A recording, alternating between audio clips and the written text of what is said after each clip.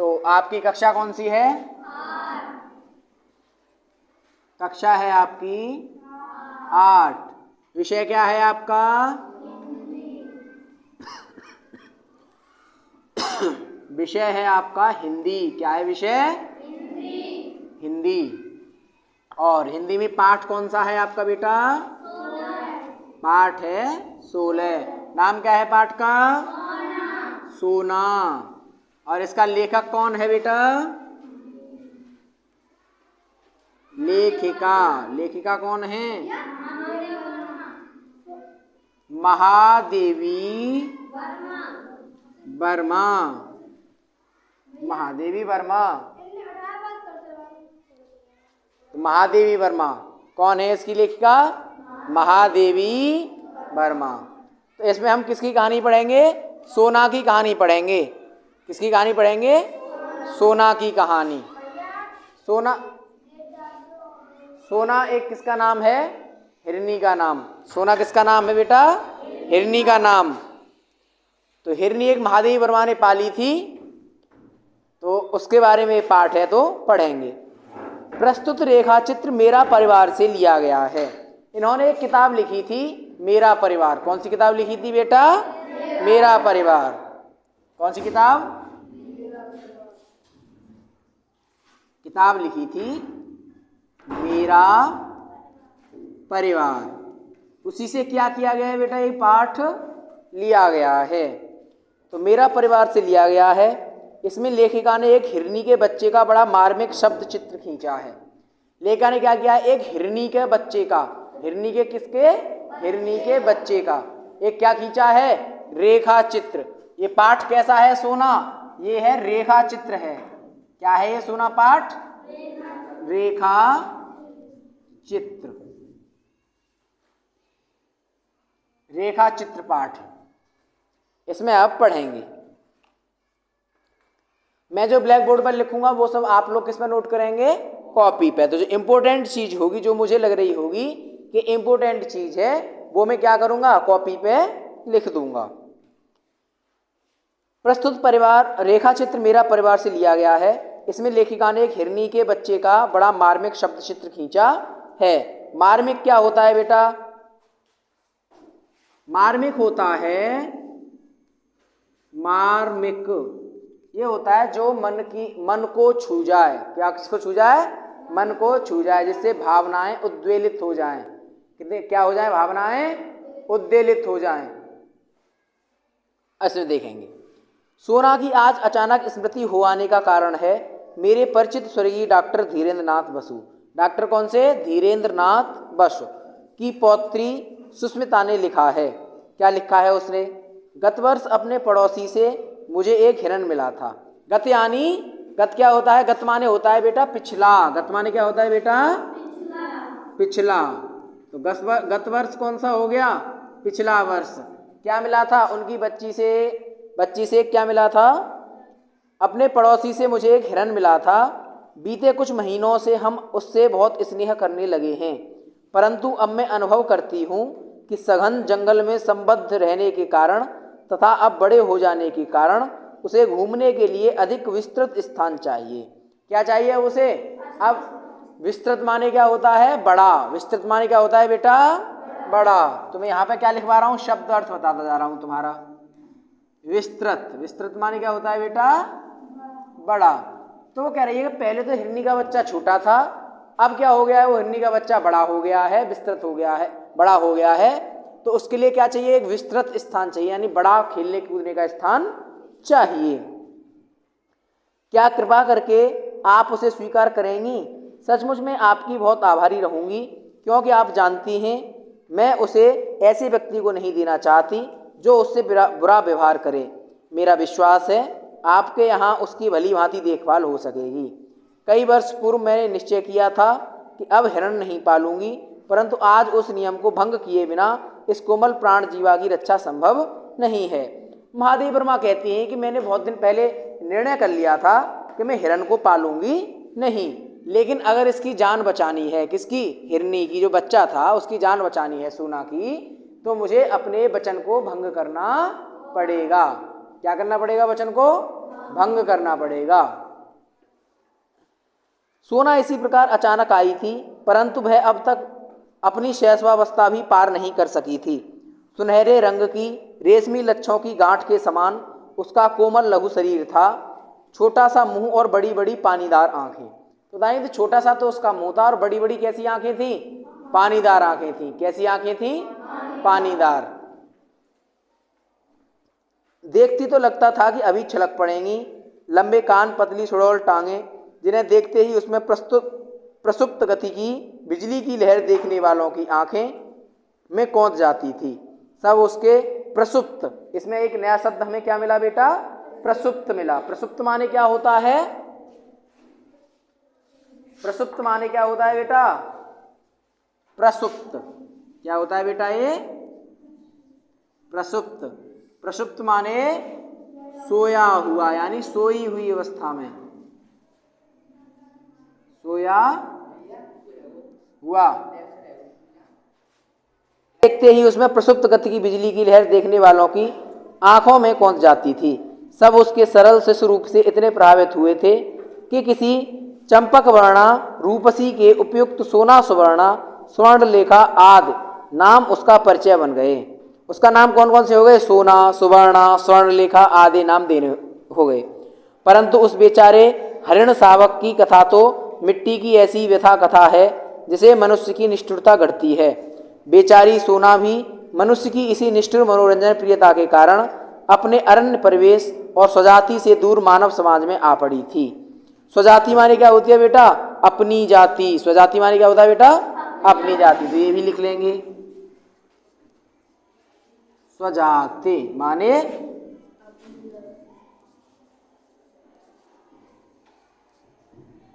अपनी जाति।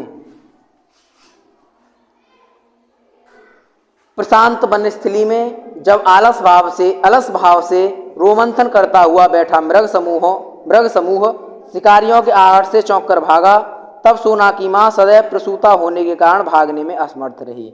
तो उन्होंने बता रही है कि एक सोना आई थी। आई कहाँ से थी? तो हिरन झुंड बनाकर बैठा था, लेकिन तब तक क्या हो गया? एक शिकारी आ गया और शिकारी को देखते ही झुंड भागा। लेकिन जो सोना की माँ थी वो कैसी अवस्था में थी? ब्याने की अवस्था में। भैंसिया ब्याती हुई देखी है कि नहीं? उसे बोलते हैं प्रसूति। क्या बोलते हैं उसे बेटा? प्रसूति। तो प्रसूति की अवस्था में थी, तो इस कारण से वह भागने नहीं पाई। सदैह जात मृग शिशु तो भाग नहीं सकता था, अतः मृगी माँ ने अपनी संतान को अपने शरीर की ओट में सुरक्षित रखने के प्रयास में प्राण दिए। तो अभी जो बच्चा जो पैदा हुआ था वो तो भाग नहीं सकता था, इसीलिए उसकी माँ ने क्या किया? उस बच्चे की ओट कर ली और वो माँ क्या हो गई? उस शिकारी के बाणों से या गोली से या किसी से मर गई। पता नहीं दया के कारण या कौतुक प्रेता के कारण शिकारी मृत हिरनी के साथ उसके रक्त से सने और ठंडे स्तनों से चिपके हुए शावक को जीवित उठा लाए। उनमें से किसी के परिवार की सदैव गृहिणी और बच्चों ने उसे पानी मिला दूध पिलाकर 2-4 दिन जीवित रखा। अब फिर क्या हुआ? शिकारी वहां से क्या हुआ पता नहीं उन्हें क्या हुआ, तो वो उसको उसके स्तन से चिपके हुए और रक्त में सने हुए। जब वो मरी तो रक्त बहा होगा, तो उससे सना हुआ था कौन? सोना का शरीर। और कहाँ चिपकी हुई थी? उसके स्तन से। स्तन मतलब उसके दूध से लगी हुई थी। भैंस के थन होते हैं कि नहीं होते? ऐसे इनके थन होते हैं, उसके थन से लगी हुई थी। तो उसको क्या कर लाए? उठा लाए। और किसी शिकारी के घरवाली ने क्या किया? उसे पानी मिलाकर दूध पिलाकर उसे 2-3 दिन तक जीवित रखा। सुस्मिता बसु के समान ही किसी बालिका को मेरा स्मरण हो आया है और वह उस अनाथ शावक को मुर्मुषु अवस्था में मेरे पास ले आई। शावक अवांछित तो था ही, उसके बचने की आशा भी धूमिल थी, परंतु उसे मैंने स्वीकार कर लिया। स्निग्ध सुनहले रंग के कारण सब उसे सोना कहने लगे। यानी सुनहले रंग के कारण उसे क्या कहने लग गए? सोना कहने लग गए। दूध पिलाने की शीशी, ग्लूकोज, बकरी का दूध आदि सब कुछ एकत्र करके उसे पालने का कठिन अनुष्ठान आरंभ हुआ। उसका मुख इतना छोटा था कि उसमें शीशी का समाता ही नहीं था। उस पर उसे पीना भी नहीं आता। धीरे धीरे उसे पीना ही नहीं, दूध की बोतल पहचानना आ गया। आंगन में कूदते फांदते हुए भी भक्तिन को साफ करते देखकर वह दौड़ आती और अपनी तरल आंखों से उसे ऐसे देखने लगती मानो वह कोई सजीव। उसने रात में मेरे पलंग के पाए से सटकर सीख लिया था, पर वहां गंदा न करने की आदत के अभ्यास से पड़ सकी। अंधेरा होते ही वह मेरे पास आ बैठती और फिर सवेरा होने पर ही वह निकलती। उसका दिन भर का कार्यकलाप भी एक प्रकार से निश्चित था। विद्यालय और छात्रावास की विद्यार्थिनियों के निकट पहले वह कौतुक का कारण रही, परंतु कुछ दिन बीत जाने पर वह उसकी ऐसी प्रिय साथिन बन गई जिसके बिना उसका किसी काम में मन ही नहीं लगता था। उसे छोटे बच्चे अधिक प्रिय थे क्योंकि उनके साथ खेलने का अधिक अवकाश रहता था। वे पंक्तिबद्ध खड़े होकर सोना सोना पुकारते और वह उनके ऊपर से छलांग लगाकर एक ओर से दूसरी ओर कूदती रहती। तो बता रही हैं कि पहले तो दूध की बोतल उसके मुंह में नहीं आती थी, उसका छोटा सा मुंह था, लेकिन धीरे धीरे उसके मुंह में पीना भी सीख गई, दूध की बोतल भी आ गई और क्या हुआ, वो दूध की बोतल भी पहचानने लग गई कि ये वाली दूध की बोतल है। धीरे धीरे वो पाए से सटकर सोती थी, किसके, जहाँ पे लेखिका जो थी महादेवी वर्मा वो सोती थी वहीं पे वह सोती थी। और धीरे धीरे फिर क्या हुआ, शुरू में विद्यार्थी छात्रावास के, महादेवी वर्मा जहाँ पे पढ़ाती होंगी या उसका कोई छात्रावास होगा तो वहाँ पे बच्चों के साथ रहती थी। शुरू में बच्चों को क्या लगता था, उससे मजे लेते थे, लेकिन धीरे धीरे क्या हुआ, सोना भी उनमें घुल मिल गई और उनके बिना रहती नहीं थी। बच्चे उसे सोना सोना कह के पुकारते थे और क्या सोना क्या करती थी, उनके सर के ऊपर से कभी इधर छलांग कभी उधर छलांग। वह सर्कस जैसा खेल कभी घंटों चलता, क्योंकि खेल के घंटों में बच्चों की एक कक्षा के उपरांत दूसरी आती रहती। मेरे प्रति स्नेह प्रदर्शन के कई प्रकार थे। बाहर खड़े होने पर वह सामने या पीछे से छलांग लगाती और मेरे सिर के ऊपर से दूसरी ओर निकल जाती। तो लेगा कह रही कि मेरे भी ऊपर होके छलांग लगा के निकल जाती। प्रायः देखने वालों को भय होता था कि मेरे सिर पर चोट न लग जाए, परंतु वह पैरों को इस प्रकार सिकोड़े रहती है और मेरे सिर का इतनी ऊंचाई से लांघती थी कि चोट लगने की कोई संभावना ही नहीं रहती थी। भीतर आने पर वह मेरे पैरों से अपना शरीर रगड़ने लगती। मेरे बैठे रहने पर वह साड़ी का छोर मुंह में भर लेती और कभी पीछे चुपचाप खड़े होकर चोटी ही चबा डालती। डांटने पर वह अपनी बड़ी गोल और चकित आंखों से ऐसे अनिर्वाचनीय जिज्ञासा भरकर एक टक देखने लगती कि हंसी आ जाती। तो कहनी वो मेरे पीछे आ जाती और क्या करती, आके मेरे पैरों से अपने शरीर को रगड़ती, जैसे कुत्ते लौटते हुए देखते होंगे पैरों में, ऐसे ही वो करती थी। और कभी कभी पीछे खड़े होकर मेरी साड़ी को खा जाती थी, कभी कभी मेरी चोटी खा जाती थी, चुटिया लई मुंह में और चबा दी। अनेक विद्यार्थिनियों की भारी भरकम गुरुजी से सोना को क्या लेना देना था। वह तो उस दृष्टि को पहचानती थी जिसमें उसके लिए स्नेह छलकता था और उन हाथों को जानती थी जिन्होंने यत्नपूर्वक दूध की बोतल उसके मुंह से लगाई थी। यदि सोना को अपने स्नेह की अभिव्यक्ति के लिए मेरे सिर के ऊपर से कूदना आवश्यक लगेगा तो वह कूदेगी ही। मेरी किसी अन्य परिस्थिति से प्रभावित होना उसके लिए संभव नहीं था। कुत्ता स्वामी और सेवक का अंतर जानता है और स्नेह या क्रोध की प्रत्येक मुद्रा से परिचित रहता है। स्नेह से बुलाने पर वह गदगद होकर निकट आ जाता है और क्रोध करते ही सभी तौर दयनीय बनकर दुबक जाता है। पर हिरण यह अंतर नहीं जानता, अतः उसका पालने वाले से डरना कठिन है। यदि उस पर क्रोध किया जाए तो वह अपनी चकित आंखों में और अधिक विस्मय भरकर पालने वाले की दृष्टि से दृष्टि मिलाकर खड़ा रहेगा।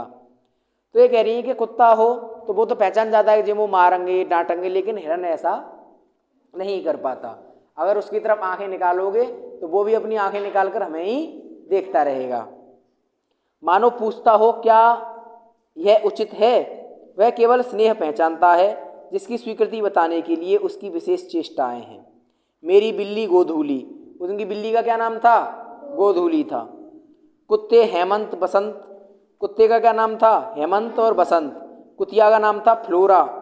सबसे पहले इस नए अतिथि को देखकर रुष्ट हुए। सबसे पहले क्या हो गए, रुष्ट यानी गुस्सा हो गए, जे कहाँ से आ गई एक और। परंतु सोना ने थोड़े ही दिनों में सबसे सख्य स्थापित कर लिया। फिर तो वह घास पर लेट जाती और कुत्ते और बिल्ली उस पर उछलते कूदते रहते। सोना क्या करती, फिर घास पर लेट जाती और कुत्ते बिल्ली क्या करते, उसके ऊपर उछलते कूदते रहते। कोई उसके कान खींचता, कोई पैर और जब वे इस खेल में तन्मय हो जाते तब वह अचानक चौकड़ी भरकर भागती और वे गिरते पड़ते उसके पीछे दौड़ लगाते। और फिर क्या करते, एकदम वो खड़ी होती और चौकड़ी भर के भाग जाती और सब क्या हो जाते उसके ऊपर से गिर जाते और गिरते पड़ते उसके पीछे पीछे भागने लग जाते। वर्ष भर का समय बीत जाने पर सोना हरिण शावक से हरिणी में परिवर्तित होने लगी। 1 साल की हो गई तो क्या हो गई, शावक यानी बच्चे से अब क्या हो गई, बड़ी हो गई। उसके शरीर के पीताभ रोएं ताम्रवर्णी झलक देने लगे, टांगें अधिक सुडौल और खुरों के कालेपन में चमक आ गई, ग्रीवा अधिक बंकिम और लचीली हो गई, पीठ में भराव वाला उतार चढ़ाव और स्निग्धता दिखाई देने लगी। परंतु सबसे अधिक विशेषता तो उसकी आंखों और दृष्टि में मिलती थी। आंखों के चारों ओर खिंची कज्जल कोर में नीले गोलक और दृष्टि ऐसी लगती थी मानो नीलम के बल्बों में उजली विद्युत का स्फुरण हो। वगैरह जब बड़ी हो गई तो क्या हुई, सोने की तरह चमकने वाली अब तांबे की तरह चमकने लग गई और उसकी टांगें अब मोटी हो गई और लेकिन आंखों के नीचे क्या हो गया, काला काला काजल सा लग गया आगे। और आंखें उसकी ऐसी लगती थी जैसे बिजली के लट्टू में क्या होता था, बिजली के लट्टू में प्रकाश आ जाए। इसी बीच फिलोजा ने भक्तिन की कुछ अंधेरी कोठरी के एकांत कोने में 4 बच्चों को जन्म दिया। फ्लोरा यानी कुतिया ने क्या किया, 4 बच्चों को जन्म दिया, यानी 4 पिल्ले हो गए उसके। वह खेल के संगियों को भूलकर अपनी नवीन सृष्टि के संरक्षण में व्यस्त हो गई। 1-2 दिन सोना अपनी सखी को खोजती रही, फिर उसको इतने लघु जीवों से घिरा देख उसकी स्वाभाविक चकित दृष्टि गंभीर विस्मय से भर गई। एक दिन फ्लोरा कहीं बाहर घूमने गई है और सोना भक्तिन की कोठरी में निश्चिंत लेटी है। पिल्ले आंखें बंद रहने के कारण चींची करते हुए सोना के उदर में दूध खोज रहे हैं। क्या हुआ, एक दिन फ्लोरा लेट गई और पिल्ले क्या करने लग गए, चींची करने लग गए। क्या करने लग गए, चींची करने लग गए। चींची का मतलब जानते हो, चू चू चू चू जो पिल्ले करते हैं छोटे से। और क्या हुआ, दूध खोजने लग गए। क्या खोजने लग गए, उसके दूध खोजने लग गए। तब से सोना के नृत्य के कार्यक्रम में पिल्लों के बीच में लेट जाना भी सम्मिलित हो गया। और क्या हुआ, फिर सोना डेली क्या करती, पिल्लों के पास लेट जाती और पिल्ले क्या करते, चींची करके फिर उसके दूध खोजते। आश्चर्य की बात यह थी कि फ्लोरा हेमंत, बसंत या गोधूली को तो अपने बच्चों के पास फटकने भी नहीं देती थी, परंतु सोना के संरक्षण में उन्हें छोड़कर अस्वस्थ भाव से इधर उधर घूमने चली जाती थी। संभवतः वह सोना की स्नेही और अहिंसक प्रवृत्ति से परिचित हो गई थी। पिल्लों के बड़े होने पर और उनकी आंखें खुल जाने पर सोना ने उन्हें भी अपने पीछे घूमने वाली सेना में सम्मिलित कर लिया और मानो इस वृद्धि के उपलक्ष्य में आनंदोत्सव मनाने के लिए अधिक देर तक मेरे सिर से आर पार चौकड़ी भरती रही। उसी वर्ष गर्मियों में मेरी बद्रीनाथ की यात्रा का कार्यक्रम बना। प्राय मैं अपने पालतू जीवों के कारण प्रवास में कम रहती हूँ। उनकी देखरेख के लिए सेवक रहने पर भी मैं उन्हें छोड़कर आश्वस्त नहीं हो पाती। भक्तिन, अनुरूप आदि तो साथ जाने वाले थे ही, पालतू जीवों में से मैंने फ्लोरा को साथ ले जाने का निश्चय किया क्योंकि वह मेरे बिना नहीं रह सकती थी। सोना की सहज चेतना में न मेरी यात्रा जैसी स्थिति का बोध था न प्रत्यावर्तन का। उसी से उसकी निराशा, जिज्ञासा और विस्मय का अनुमान मेरे लिए सहज था। पैदल आने जाने के निश्चय के कारण बद्रीनाथ की यात्रा में ग्रीष्म का समाप्त हो गया। जुलाई को लौटकर जब मैं बंगले के द्वार पर आ खड़ी हुई तब बिछड़े हुए पालतू जीवों में कोलाहल होने लगा। जब वापस आई तो देखी होगी कुत्ता चूं चूं काएं काएं करते हैं कि नहीं करते, तो ऐसे ही उनके सारे पालतू जीव कोलाहल करने लगे, भागने लगे, उधर आ गए हमारे दाता। गोधूली मेरे कंधे पर आ बैठी। गोधूली कहाँ आके बैठ गई, कंधे पर। हेमंत, बसंत मेरे चारों ओर परिक्रमा करके हर्ष की ध्वनियों से मेरा स्वागत करने लगे। हेमंत बसंत क्या करने लग गए, चारों तरफ घूमने लग गए। हेमंत बसंत कौन थे, कुत्ते थे। तो आपने कुत्ते देखे पूंछ हिला हिला के और चारों तरफ घूमते हैं कि नहीं, ऐसे ही हेमंत बसंत घूमने लग गए। पर मेरी दृष्टि सोना को खोजने लगी। लेकिन मेरी दृष्टि किसको खोजने लगी, सोना को। सोना नहीं दिख रही। क्यों भाई, अपना उल्लास व्यक्त करने के लिए मेरे सिर के ऊपर से छलांग नहीं लगाती। क्या नहीं लगाती, छलांग नहीं लगाती। सोना कहाँ है पूछने पर माली आंखें पहुँचने लगा और चपरासी चौकीदार एक दूसरे का मुख देखने लगे। वे लोग आने के साथ ही मुझे कोई दुखद समाचार नहीं देना चाहते थे, परंतु माली की भावुकता ने बिना बोले ही उसे दे डाला। तो बताना नहीं चाहते थे कि वो मर गई या कुछ बात हो गई, बीमार हो गई, कुछ भी। लेकिन माली की क्या थी, भावुकता से उसे पता चल गया। ज्ञात हुआ कि छात्रावास के सन्नाटे और फ्लोरा के तथा मेरे अभाव के कारण सोना इतनी अस्थिर हो गई थी कि इधर उधर कुछ खोजती सी वह प्रायः कंपाउंड से बाहर निकल जाती। कहाँ चली जाती वो? कंपाउंड से बाहर चली जाती थी। इतनी बड़ी हिरनी को पालने वाले तो कम थे, परंतु उसका खाद्य और स्वाद प्राप्त करने के इच्छुक व्यक्तियों का बाहुल्य था। इसी आशंका से माली ने उसे मैदान में एक लंबी रस्सी से बांधना आरंभ कर दिया था। क्या कर दिया था? मैदान में एक लंबी रस्सी से बांधना आरंभ कर दिया। एक दिन न जाने किस स्तब्धता की स्थिति में बंधन की सीमा भूलकर वह बहुत ऊंचाई तक उछली और रस्सी के कारण मुख के बल धरती पर आ गिरी। वो उछली और क्या हुआ? रस्सी में घूम के लिबड़ के वो उल्टी मुंह के बल नीचे गिर गई। वही उसकी अंतिम सांस और अंतिम उछाल थी। अब सुनहले रेशम की गठरी से शरीर को गंगा में प्रभावित कराए और इस प्रकार किसी निर्जन मन में जन्मी और जन संकुलता में पली सोना की करुण कथा का अंत हुआ। और सोना क्या हो गई? खत्म हो गई। सब सुनकर मैंने निश्चय किया था कि अब हिरन नहीं पालूंगी, पर संयोग से फिर हिरन पालना पड़ रहा है। हिरनी मर गई थी, इसलिए उन्होंने सोचा था कि मैं कभी हिरन नहीं पालूंगी, लेकिन फिर भी क्या पालना पड़ रहा है? हिरन पालना पड़ रहा है। ये किसने लिखा है? महादेवी वर्मा ने। महादेवी वर्मा ने लिखा है। तो अब बात करते हैं आगे महादेवी वर्मा के जीवन परिचय पे। हिंदी की सर्वाधिक प्रतिभावान रचनाओं में से एक महादेवी वर्मा का जन्म 26 मार्च सन 1907 ईस्वी को। तो जन्म इनका कब हुआ था? महादेवी वर्मा का देखते हैं। महादेवी वर्मा। अब बात करते हैं हम किसके बारे में? महादेवी वर्मा के जीवन परिचय के बारे में।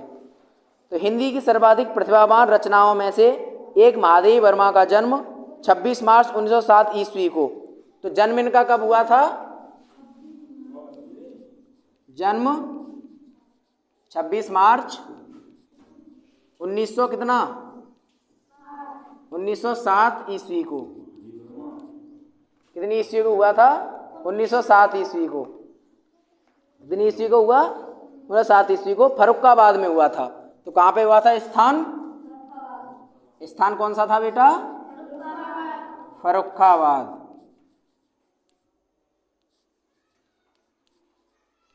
कौन सा स्थान था बेटा? फर्रुखाबाद में हुआ था। इनको गद्य और पद्य दोनों में सुंदर रचनाएं की हैं। स्मृति की रेखाएं, इनकी रचनाएं देखेंगे। अब रचनाएं इसने क्या क्या की हैं, तो क्या लिखेंगे?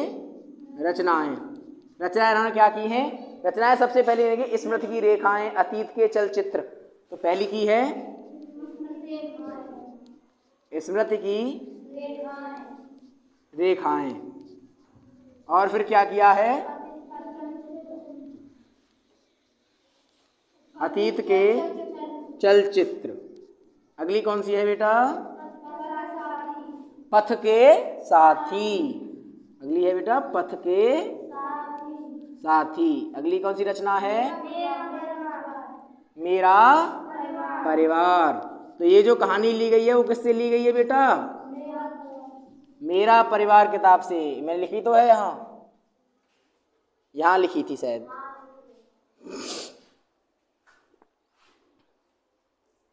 आज इनकी प्रसिद्ध गद्य रचनाएं हैं। कैसी रचनाएं हैं? गद्य। 11 सितंबर सन 1987 ईस्वी को प्रयाग में इनका निधन हो गया। तो ये कहाँ पे मरी? 11 सितंबर सन 1987 ईस्वी को। मृत्यु इनकी कब हुई?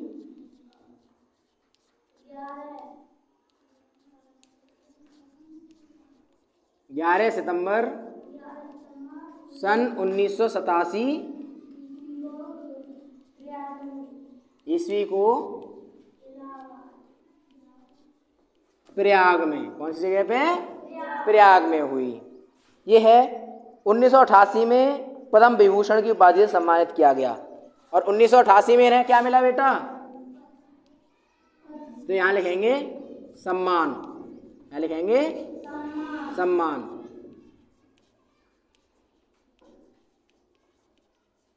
पद्म विभूषण। कौन सा सम्मान मिला बेटा? पद्म विभूषण 1988 ईस्वी में। ठीक है, इसी के साथ आपका ये पाठ समाप्त होता है। और अगले पाठ पे चर्चा करेंगे हम कल।